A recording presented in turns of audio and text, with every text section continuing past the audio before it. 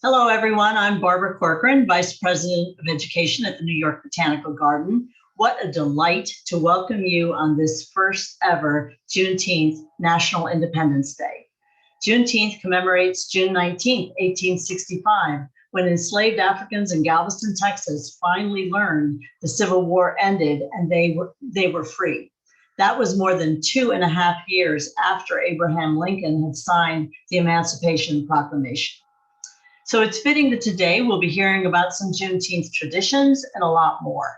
In this second installment of our new series, The Food Dialogues, Reclaiming Cultural Heritage Through Food, generously funded by the Mellon Foundation.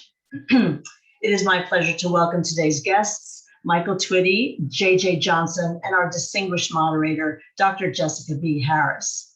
Broadly speaking, this series is about foodways, the cultural, historical, and social traditions that surround food.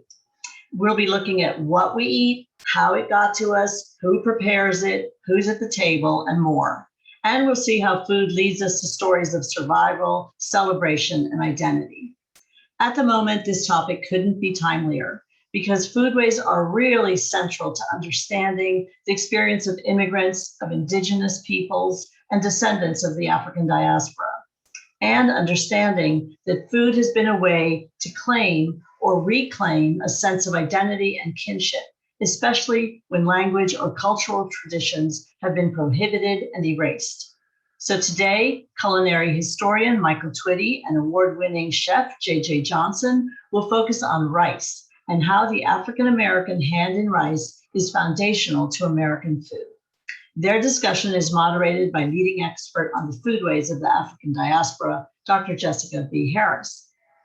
Dr. Harris is a celebrated scholar and professor, a globetrotting speaker, and a prolific author.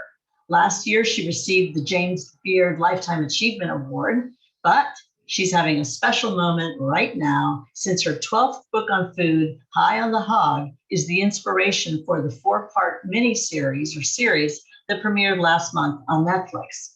I hope some of you have seen it. The series is wonderful. The New York Times says there has never been a food show like this, and Esquire called it a crash course into how interwoven America's culinary culture is with the Black experience. We at the Garden feel so honored to have Dr. Harris on our team today, helping shape and guide the food dialogues. So please join me in welcoming our moderator, Jessica B. Harris. Goodness, goodness. Well, thank you, Barbara. Thank you. This is quite an extraordinary moment. I'd like to add my welcome to that of the New York Botanical Gardens. Good morning, all. Happy Friday. It would be a glorious day to be in the gardens that are awash with the color of the season, but I am on Martha's Vineyard, so I'm seeing slightly different color and looking at my own backyard. But before we get into this conversation about rice, though, let me begin by introducing our two guests. This discussion on rice brings together two names who've become absolute touchstones in African-American food, Michael Twitty and Chef J.J. Johnson. Michael Twitty is a food writer, independent scholar, culinary historian, and historical interpreter, personally charged with preparing, preserving, and promoting African-American foodways and its parent traditions in Africa and her diaspora, along with its legacy in the food culture of the American South. He is the author of the James Beard Award-winning The Cooking Gene, a journey through African-American culinary history in the Old South. His most recent book, Rice, A Savor the South Cookbook, was published in March of 2021. Michael has also recently been selected as one of only 15 global change makers that comprise National Geographic Society's 2021 Emerging Explorer cohort. And congratulations on that, Michael. That's amazing. J.J. Johnson is a James Beard Award-winning chef and the co-author of Between Harlem and Heaven. He is known for his boundary baking cuisine that connects the foodways of West Africa and Asia to the Americas. Chef JJ presents an environmental environment for connection through food that transcends people, memories, and generations, while, but not limited to, hosting Just Eats and being featured as a Forbes 30 Under 30. His ability to combine culturally relevant ingredients with classical technique is showcased in Field Trip, his quick, casual rice bowl restaurant that highlights rice traditions from around the world. So who better to talk about rice? So in talking about rice today, Michael, as the man who literally wrote the book on it, can you give us a brief history of the grain? Sure. Good morning. So we have, most people are familiar with Oryza sativa, which is Asian rice, which goes back quite some time, 10,000, 11,000 years, probably more, in China and Southeast Asia. But in the context of the African Atlantic and the African world, there are actually 6 different species of rice that are indigenous to the African continent. And of course, Oryza glaberrima is the most famous one, but they're all pretty much reddish and brownish rice forms. They're rice species that are indigenous to Madagascar and Southeast Asia, where some of my ancestors came from, and of course, around the Niger River and the Senegal River and Casamance region. Those are also heartlands of Oryza glaberrima African rice, which goes back 4,000 years domesticated, but probably even longer as a foraged crop.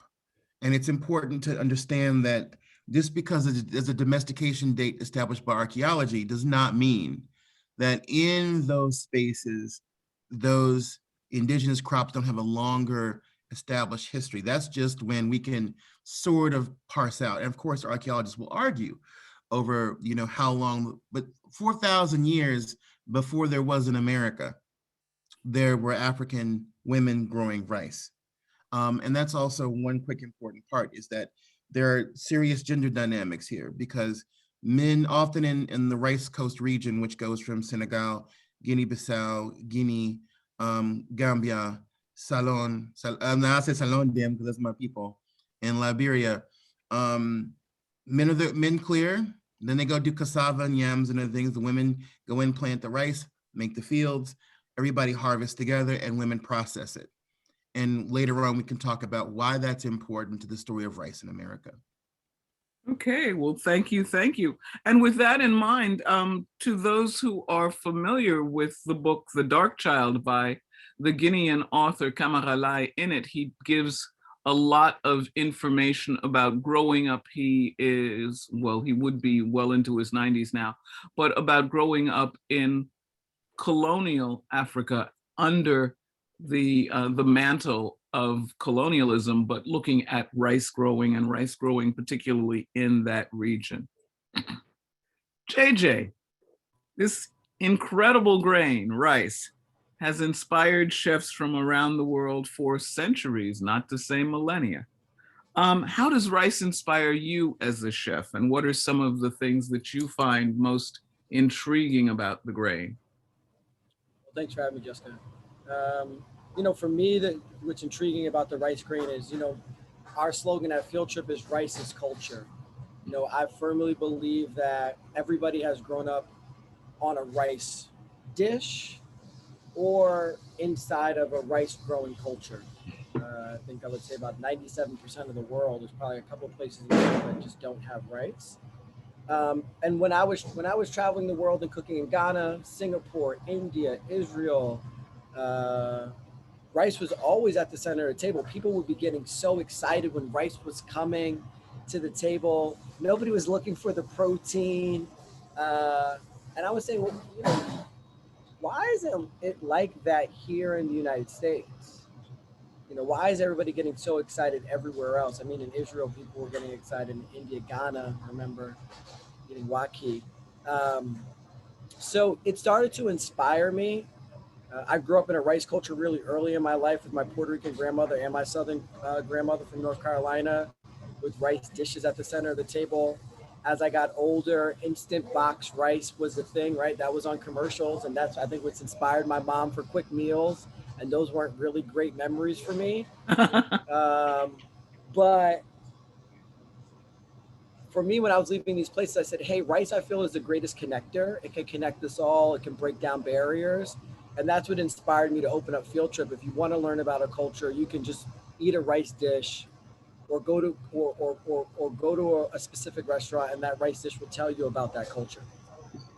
Yeah, no, it's very interesting. I remember at one point I was invited to a rice meal, and it was just a group of people who worked at the City University in New York City, and everyone was instructed, bring a rice dish from your culture. No one had a problem. No one had to stop and say, "Oh, I can't think of one." Everybody could think of one. Everybody brought one. And it was just astounding to see the range of things that the grain led itself to. Now, I know, Michael, that you have a particular link to the rice dishes of the Carolina and Georgia Low Country, well, all the way down to Florida, but the Low Country. How and why do they fit into any discussion of rice in a global sense? So what's really interesting is that, you know, I was talking with one of my TED cohort friends, Amanda Nguyen, and her family's from Vietnam. And we were talking about the phrase, "Have you eaten today?" Which everywhere from Sierra Leone to Southeast Asia basically translates out to, "Have you had some rice today? Can I get you some rice? Are you eating rice?" I mean, that's just the phrase. And it's amazing how, you know, in this belt of the global South, that is how you say, you know, "Are you satisfied? Can I get you something?" To express hospitality. Padma Lakshmi told me that in Tamil, the phrase for "is dinner ready yet" is, "has the rice been placed on the table?" You know, that kind of specificity. For me and for a lot of other people of African descent, I think all of us have a little bit of rice people in us, because that's the way that this sort of like genetic lottery and forced migration and exile happened. I will quickly give everybody the rundown. So my grandmother, of blessed memory, from Alabama, one of the best things she would make was what they called in the South at the time Spanish rice, or even worse, mulatto rice. It's interesting because they have, you know, the term red rice is the term that you use, especially if you're in the Low Country, for tomato purlu. You can call it one of those names.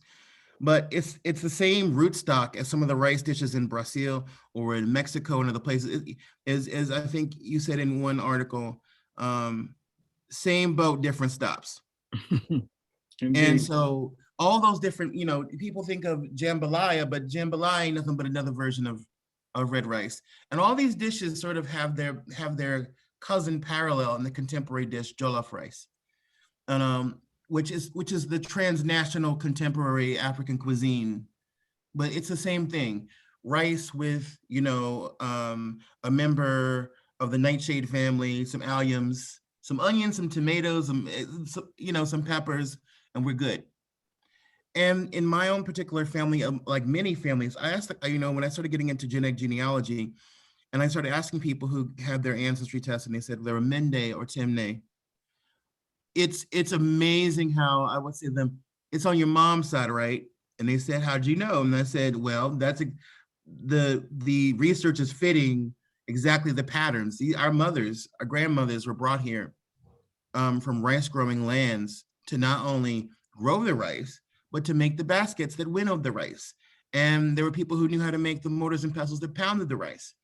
And so for those of us who are coming from that Gullah Geechee corridor and beyond, I should say beyond, because there was a point, you know, all those folks had to go inland at some point with the cotton trade. But rice was grown throughout the American South in subsistence patches. So even if you weren't in the swamps, there were people, you know, what's her name? I forget her name right at the moment. But there were people growing rice in Chapel Hill, in Raleigh, in Southern Maryland, in parts of Kentucky near the Ohio River, in the middle Tennessee. So it's something that we really need to look at. There's this heritage spread out from this initial introduction. Now, I will say one quick thing. In the way the story was written before we started talking about this collectively, was that there was some ship's captains from Madagascar who just crashed in Charleston, and he threw some rice at some people, and lordy lord, it was this amazing cash crop. But we know from the work of Etta Fields Black and from Judith Carney and others, is that the more likely scenario is that Ariza glaberrima was probably brought over as stored grain to be planted and to be eaten, and that started. And then Ariza sativa arrives with these folks from Madagascar. I'm gonna assume that probably some of us arrived with the rice, because that was typically how it happened, and all over the place. But you know, this is this common phrase, Virginia 1648. The Negroes assure us that rice will grow well here, James River. JJ illuminated something for me before about rice in the Hudson Valley with the Dutch.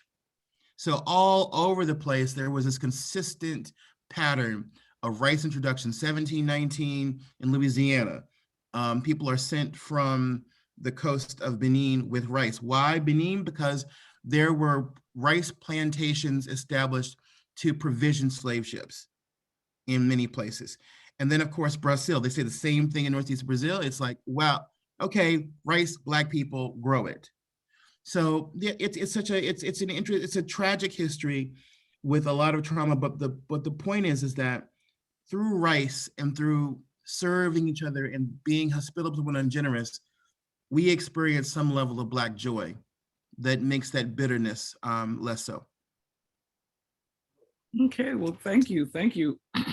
I know that my doctoral dissertation was on the French-speaking, the French-speaking theater of Senegal. And the joke among the Peace Corps people there was that instead of give us this day our daily bread, that the Lord's Prayer in Senegal would have been changed to read, give us this day our daily rice. And it's very, very important to know that. Also, this whole sort of a European notion of breakfast, lunch, and dinner, rice may appear at all three meals, because that notion of how food is divided up into, meal things here does not necessarily obtain on the continent. And one last note that I know you know, but just to reiterate, is that whole notion of Jollof rice, taking its name Jollof from the Jollof Empire, which is spelled differently, but we're listening to transcriptions no matter how it's spelled. And the Jollof Empire is the place where the Wolof of Senegal actually ate probably the ancestor of what is today's ceebu-jën, which is a reddened rice dish with fish. So we've got all of those things going, and I see you nodding your head, so the church is saying amen, and that's good. But yeah, rice is astounding, and rice so connects us and so inspires us.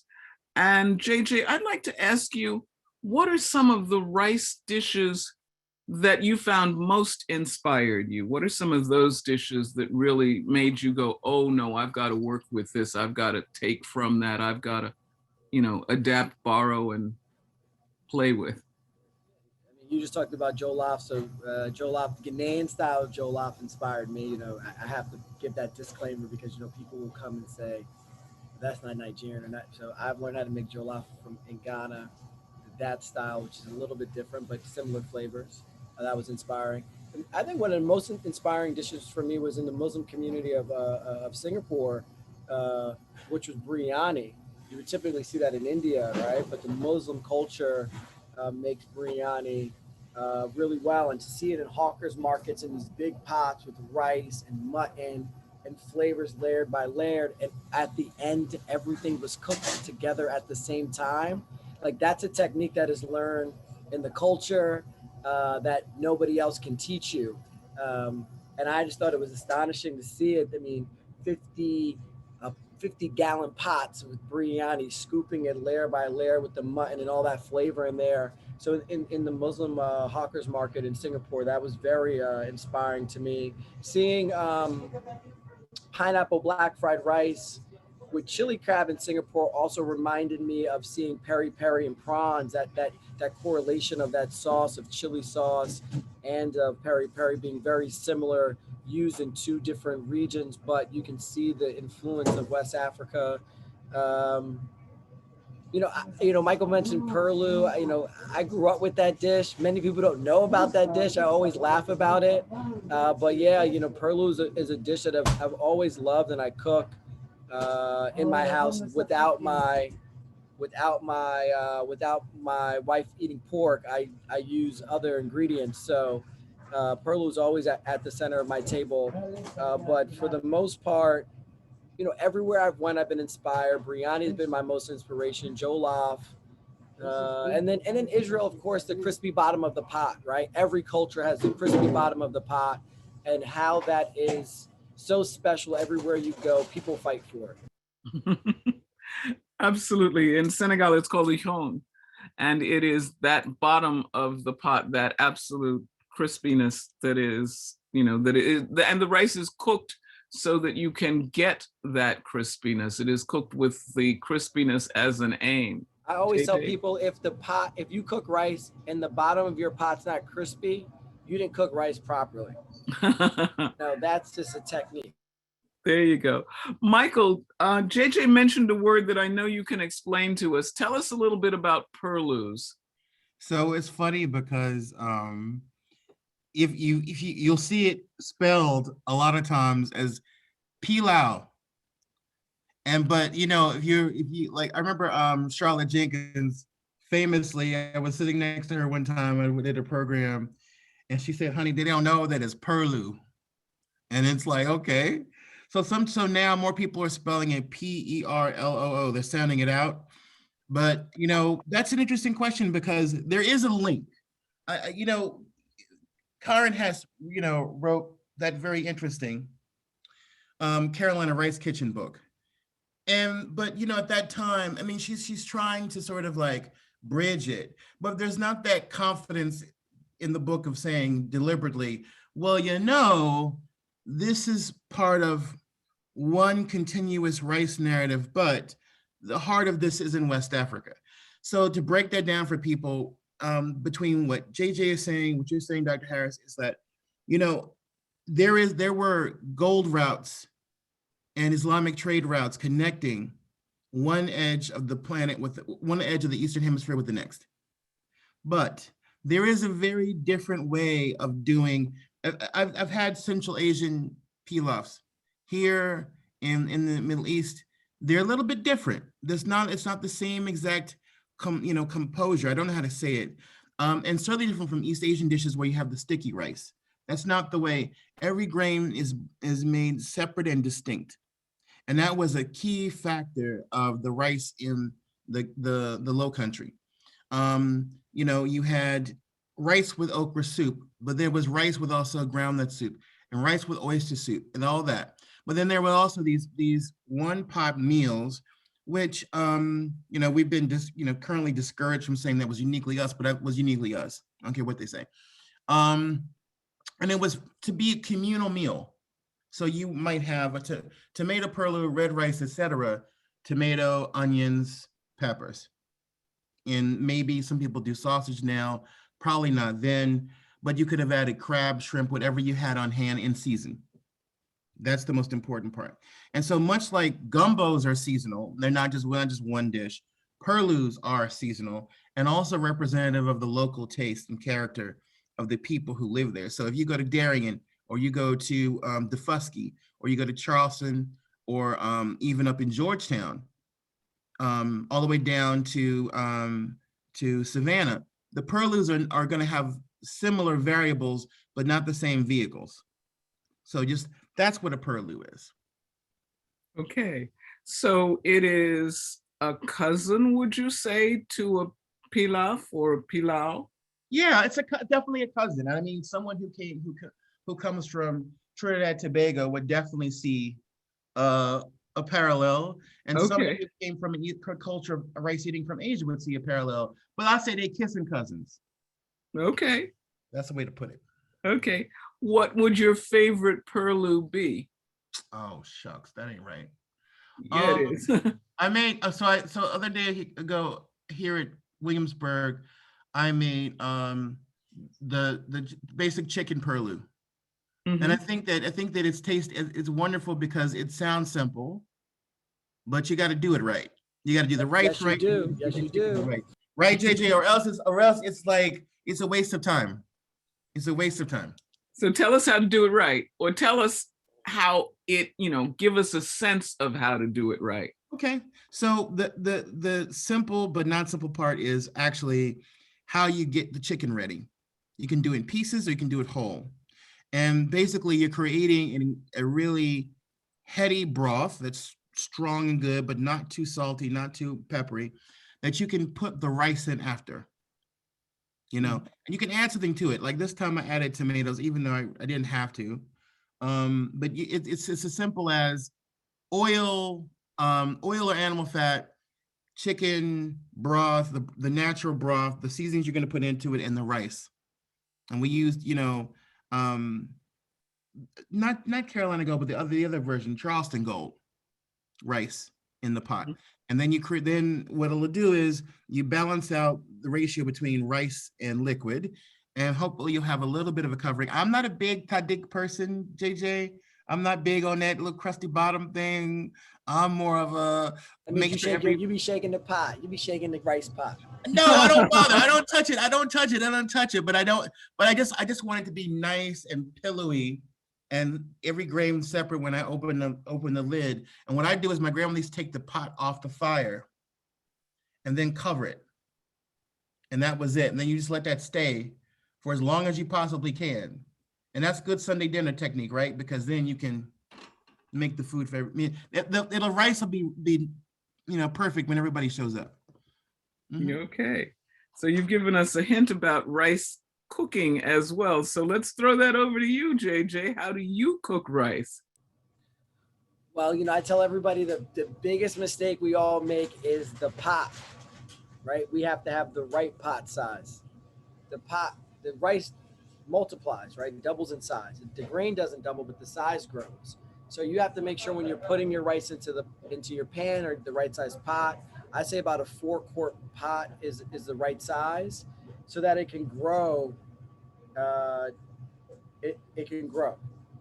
And I'm stumbling over my words because I want to make sure I'm telling everybody the right thing here.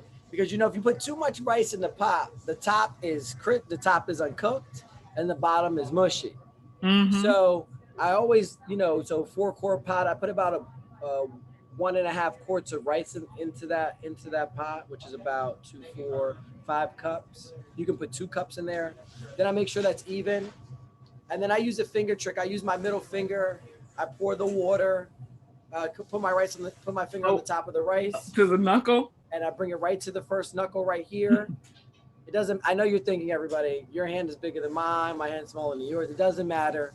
It works all the time. I put a top on that and I cook it at a low to medium heat, and it will become nice and fluffy.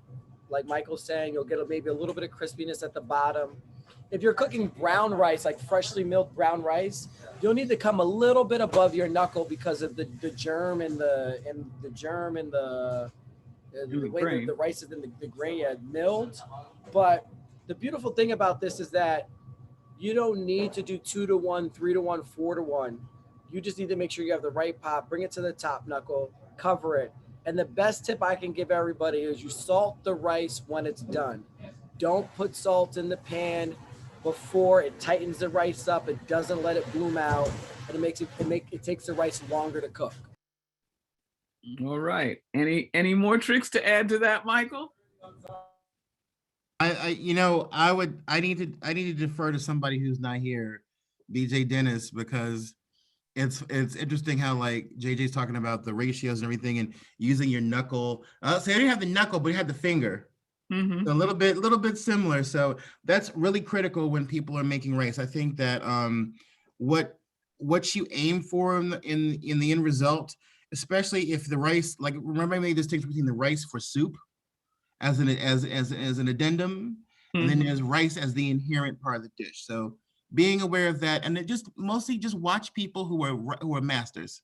And I ain't talking about that little rice cooker. I'm talking about people who really have that rice pot that has patina on it. Yep. That's the person you want to learn from. And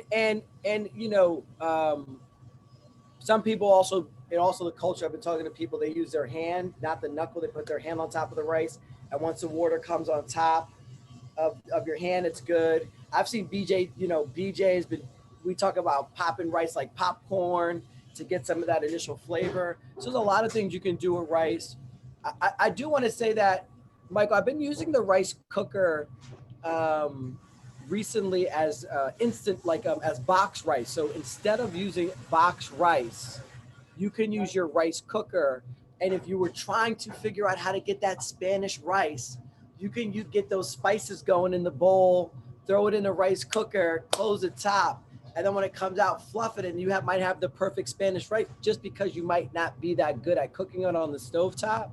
So it's something I've been working with recently with the rice cooker. Okay, interesting. Well, Michael, you referenced what I'm doing here or what I did a few days ago. Please explain to everybody where you are and what you do there. So yeah, so I am a continuing consultant and researcher at Colonial Williamsburg, and I would have been in my outfit this morning, but I'm not doing that till this afternoon. But I work with alongside the foodways staff to interpret and teach about African American and early African foodways in the Chesapeake region and the colony of Virginia and beyond. And so what we're doing this week, because of now we have a national holiday of Juneteenth, is it's taking it as a second yearly opportunity, if not all year opportunity, to talk about the influences of African and African descended people on the foodways of America and the colonial South and the American South and beyond. I will tell one quick narrative.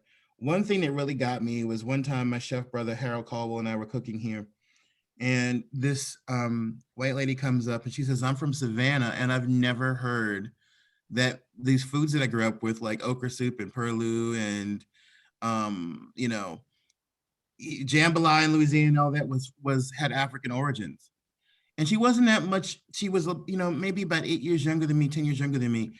And our jaws just fell open. And I said, well, this is an opportunity to learn, no shame, no tea, no shade, as the kids say.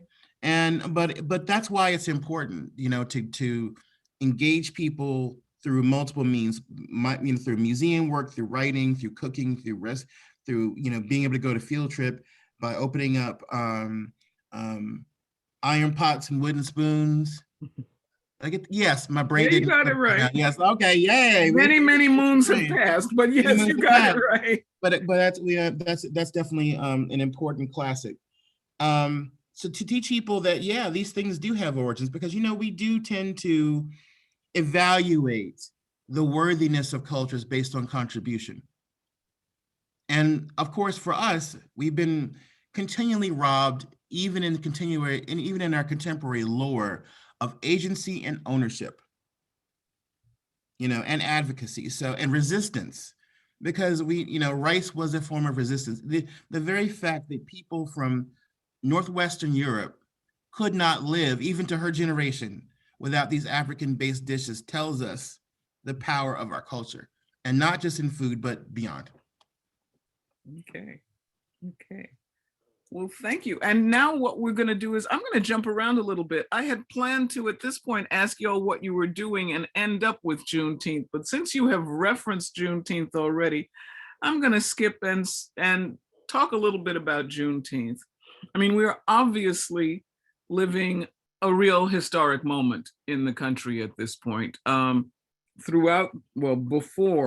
before, let's not even go there, the history of African Americans in this country, but certainly during the sequesters and confinements of COVID, we have thought about things in another kind of way.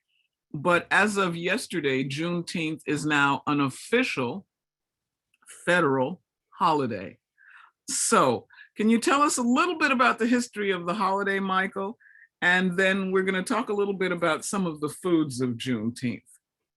Sure. I think it's really important to remember people need to understand that the Emancipation Proclamation was 1863. The Confederacy, except for those areas under Union control, ignored it.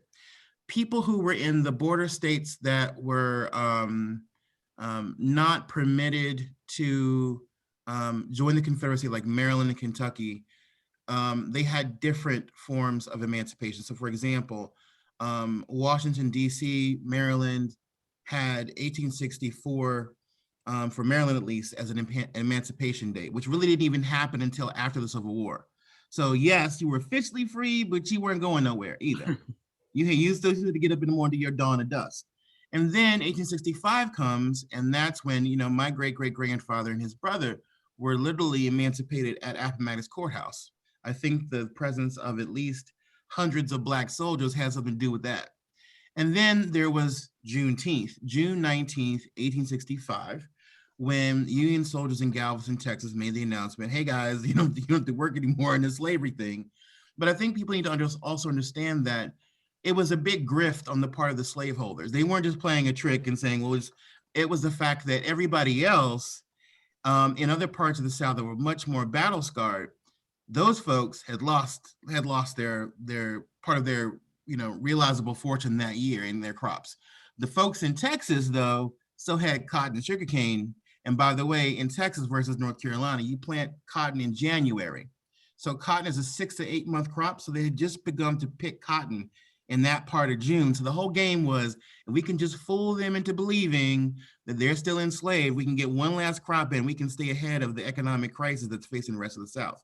Well, shame on them, because on that date, the rest of our ancestors were officially liberated from slavery. And it became a huge cultural event in Texas, from the beginning of those Black towns and Black churches and Black institutions, to have rodeos, parades, quilting bees, barbecues, all in the name of celebrating our own Day of Jubilee. You're right, Day of Jubilee, indeed. So with that in mind, and with the thought of this Day of Jubilee, which is going to be tomorrow, what kind of things might one find on first your table, JJ, and then your table, Michael? So JJ, what are we gonna find on your table for Juneteenth? You know you're gonna find some rice on my table. I would, just to be honest here, right? I didn't grow up with my family talking about Juneteenth, right? I learned about Juneteenth really later in my life. And I was talking to my dad about it about 3 or 4 years ago, right before he had a stroke. And I was like, hey man, why you even tell me? Like, why didn't anybody talk about this? Why grandma talked about this? Why grandma? He was like, there's moments in life where people try to forget things, even though it might be a celebration. But about Juneteenth because we've eaten these things on the table, right? We've eaten red links at the table, right? That were toasted and you had rice in it. You've eaten, Savannah red rice and shrimp, you've eaten these things. So it through food. We just never really talked about it that way. So definitely I have a lot of red links in my fridge, or hot links in my fridge right now. And it was interesting because I was at my mother-in-law's house past weekend in Boston, and she always has red links or hot links in her house. And I said, where do you get these from? Because they're not the easiest thing to find. She said, oh, this grocery store, the guy, the head butcher makes it in the back.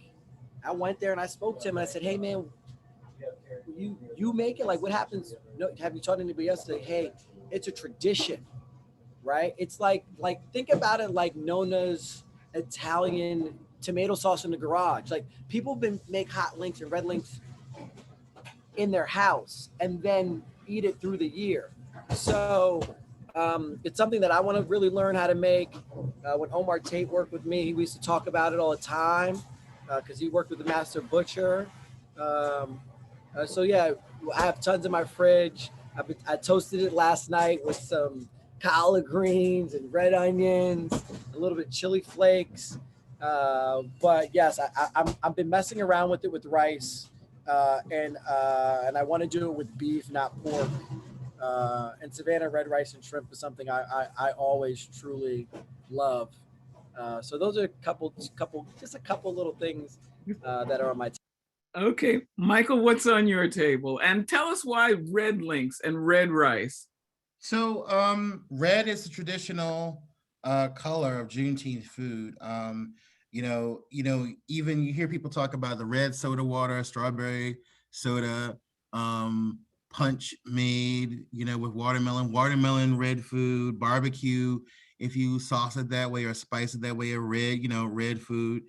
I have suggested, and it's a suggestion, a verified reason, but who knows, because we come from a culture where some things are just secrets and they just stay that way. Mhm. And so red is a very important color to people of Yoruba and Congo origin. And why do I say those two? Number one, there's some of the two biggest influential groups in terms of spirituality and aesthetics in the African Atlantic world. But Galveston, even in the 1830s, 1840s, they were bringing in thousands of enslaved people. But the thing is, they were bounced off of Cuba, the market in Havana. So the people they could not sell or didn't want to sell in Cuba, they would bring over to Galveston. And who was coming in that particular period between 1820 and 1860? A lot of the Yoruba, the different peoples of the Yoruba, the Ondos, the Ikitis, Ilorin, and then the people in Congo.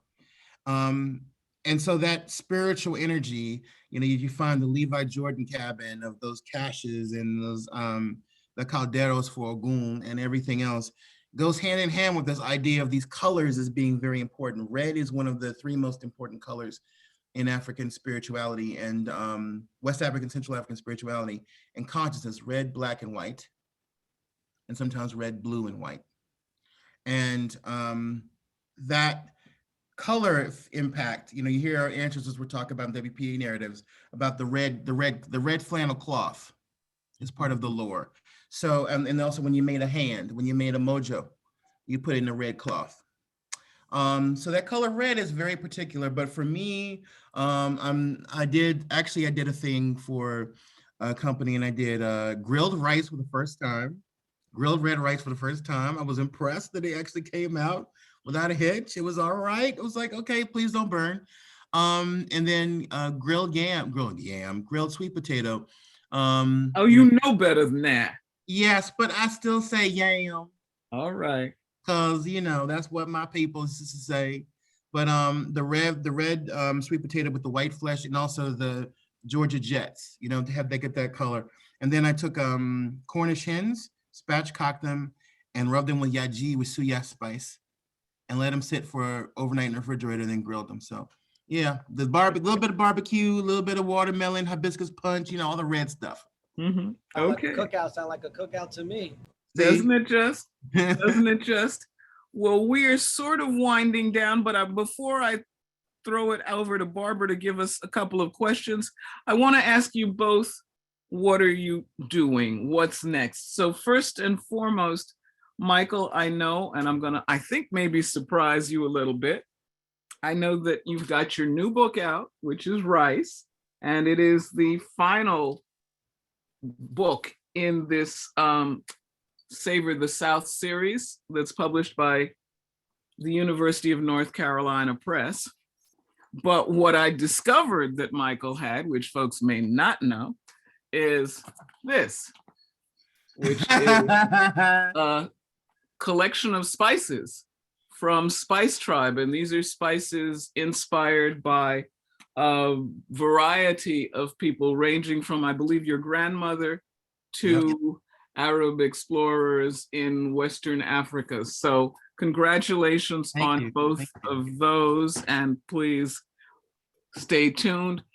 JJ, I know that you just hit your 100,000th Instagram follower. Bravo, my dear. That's epic. That's totally, totally epic. What else is up with you? Right now, just pushing on Field Trip. We have 3 locations down for Field Trip. One, our OG location, I call it, in Harlem between 115th and 116th. Rockefeller Center, which has been open for 4 months. It's good to see some life back in Midtown and Long Island City. I'll definitely be pushing on Field Trip. I truly believe I have something special in the fast casual sector that can disrupt the market on good for you food around amazing rice. And I think what that will do is hopefully, as I grow, the rice industry will be able to change its practices or be able to grow rice the way they've been wanting to grow rice for a long time now, or back to the original way that we were growing rice for the country. Freshly milled rice, no parboil, no enriched or bleached grain. So that's something you're going to see me involved in. But hopefully more field trips to come, empowering Black and Brown communities with better food, and keeping the conversation going, and maybe a new book in 2022. Okay. Well, that sounds really wonderful. Barbara, I think we've got time for some questions. Yes, we do. Thank you all so much. This has been, time has just been flying by. Wow, pilau, perlu, pulau. What a lively, informative conversation. Time's flying by. We do have lots of questions in the Q&A, many of which you've answered already, but I'm going to just go to a few, especially the great thing is, audience, that you can like questions in the chat and those go right up to the top.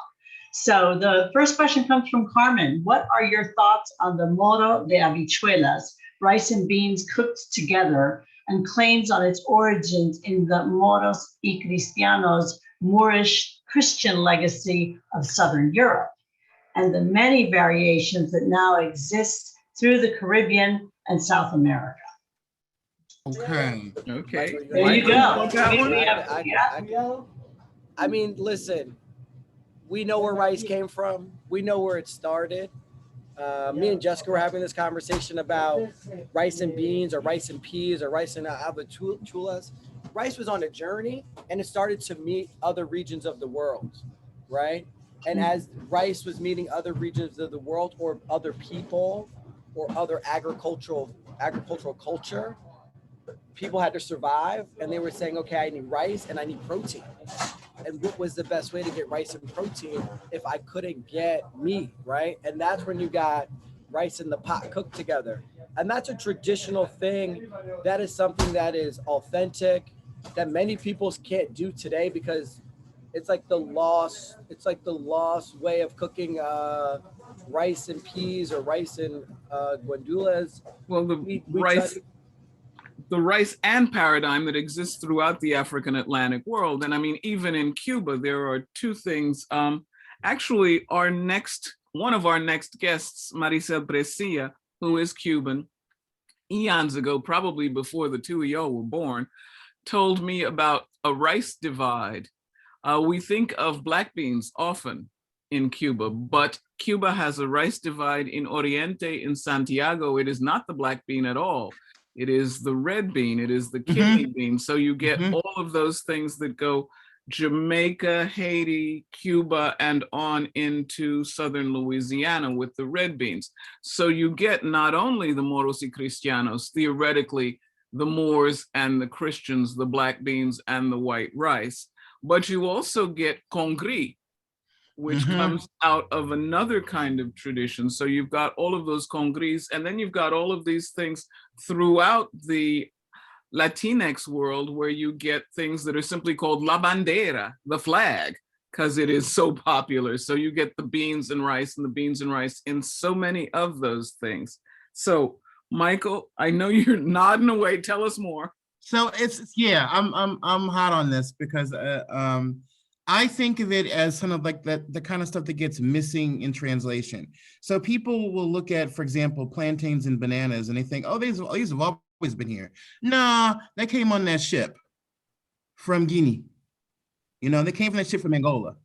And so the same thing happens. It's interesting how you just trace that thread. These are the food steps of interactions in the African Atlantic world. If these things, yes, you can find lentils and rice and other things and rice in parts of the Mediterranean, etc. But when it comes to wache, when it comes to chebunyebe, when it comes to all these things that you find in Angola and Congo, and then over in Haiti and riz jonjon and all these wonderful things, you know, why are they with us? Why is Gallo Pinto with us? Why is peas and rice or rice and peas? You know, y'all can have the argument all night, all century long. Why is that with us? Or guandules, pigeon peas, Angola peas, they were called, and rice with us. So it's to me, we need to look less at these, excuse my expression, these Eurocentric narratives, and think more about that ship, because rice and beans together was also part of the recipe for slabber sauce, which is the British name for the slop that you would give enslaved Africans on the Middle Passage, that whose main ingredients were determined by what was the main crop in that area. So yeah, we can go all day long about that one. But don't forget to add this part to it, which is the one date. I mean, Americans, generally speaking, we are historically challenged. Let's just leave it at that. But the one date most folks can give you is 1492. But the date that or the actions that they don't connect with 1492 are, or the specific one I'm referring to is, that it is also the date that the last Moorish caliph left Granada, Boabdil. Right. People forget that for more than 700 years, the Mediterranean was a Moorish sea. That the people on the south half, we tend to balkanize this. Spain, when you start to talk about the Iberian Peninsula, it had a historic double whammy from Africa. Right. 700 years leading up to 1492. It goes all the way back to Charles Martel and Tours. It went up as far as Tours in France, you know, Moorish domination. And then gradually, with this thing that is called in Spanish, the Reconquista, it was reconquered until 1492 when Boabdil left Granada. But so when you start to think about that 700 years, which also informed the foodways of Europe, and certainly the foodways of the Iberian Peninsula, so that when those people get to this hemisphere, they've already had 700 years of African food on their plates before they even got here to have more African food going on their plates. So when we start to talk about places like Cuba, like Brazil, like the Hispanic Caribbean, and so on and so forth, we're talking about that double whammy. So sorry to have jumped in there, but that's one of my things. Anyhow. Well, that was extremely clarifying. I have a question here because Michael, you just passingly mentioned Jean Rey, but several people want you and the group to speak more about Haitian Jean rice. You know, it's just we've got 4 or 5 people who've liked that question. We're gonna pass that to Dr. Harris. I haven't been to Haiti yet. Oh goodness! No. Well, I haven't been to Haiti recently, but Rio John John is the rice with the particular Haitian black mushroom, and the interesting thing about the Rio John is that the mushrooms are used to flavor the rice, to color the rice, and then they get discarded. So it's a very interesting dish. It is a classic Haitian dish, Rio John. Thank you. Here's another one. We are trying to learn, this is from Cheryl, trying to learn as much as we can about Black history to observe Juneteenth and beyond. How can white people and other non-Black people honor and recognize Juneteenth in the most respectful and tangible way? Ooh. I'm going to let both of you go, and then I'm going to add my little 2 minutes at the end, and we'll see where we end up there. So, JJ, you want to start it off? Can you hear me well? Yes. Yeah, speak up a bit, but we can hear you. I think it's, you know, you could honor Juneteenth, but if you try to learn about Black history or just Black folks, you need to just start learning, you know? And I always say, start with food. Food will help you learn. Food will break down the barriers. Food will introduce you to stuff. I wrote an op-ed in Esquire regarding this, about, you know, go to Black communities, go to Black restaurants and Black communities, experience the Black culture. Don't go to Black communities in an Uber, grab takeout, jump back in the Uber and go home and say you've been in a Black community. Like, I've been to Harlem. No, you haven't. You've just been in the Uber. You walked in Red Rooster, you left, you came back. You walked in Field Trip, you left. We appreciate you coming in, but come experience it. There's no reason to be scared. People are just friendly. That's just the culture. And that will help introduce you to things. You know, if you live in New York City, maybe take a tour, but introduce yourself to the culture. And from there, then you can start to celebrate things like Juneteenth, pay proper honor. And that's just the 45 seconds I have, because I can go on a rant about this all the time, but, you know, break down the barriers, change your lens, and look at people slightly different with some respect. Michael, what you got to add to it? And leave me a little bit of time at the end because we're coming on down. I'm gonna make this quick. If you want to honor Juneteenth, then help us not repeat the history of enslavement, white supremacy, and subjugation of Black women, men, and those in between. We just don't. Remember the busy intersection that we are as folks high and low, folks who are trans, folks who are cis, folks who are of many different religions and faiths. The thing we have in common is that every time we get a little bit, an inch, people try to take us back a mile. So the best way to honor Juneteenth is to help us protect our vote, protect our bodies, protect our minds and souls, and learn and teach. And let's never go back again. The motto, my motto for Juneteenth is never again, never forget. So that's how you can make Juneteenth powerful, by never repeating that shameful past. Thank you, Dr. Jessica. There you go. Well, you didn't leave me any room to say anything because you said it all. So I will now say, I think that this has been an extraordinarily lively discussion, and I think it is thought-provoking for all. I hope that everyone has enjoyed it. Happy Juneteenth. And I will pass it back to Barbara to let us head out. Many, many thanks to all three of you. Michael Twitty, let's never go back again. Remember that is your motto. And those are well-chosen words. To the audience, please check the chat for more information on Michael Twitty's new book on rice. Chef JJ, food will help you learn. I like that. Food breaks down the barriers. So experience the culture. I'm going to Field Trip in Harlem as soon as I can. It's just a few steps away from the Bronx where the New York Botanical Garden is located. I can't wait to get there. So the whole audience know that our next food dialogue is on July 23rd, as Jessica already referenced. She will be in conversation with Von Diaz and Maricel Precia. Together, they will explore the cuisines of Puerto Rico and Cuba and the Caribbean islands and their complex colonial history that is all entwined with food. So please join us. And now, I think we have a moment. Anybody have anything more they want to add? Otherwise, we can all just wave goodbye. Thank you again. I say goodbye to all of us. We leave you hungry for rice and with thoughts of Juneteenth. Thank you. Thank you all very much. Everybody.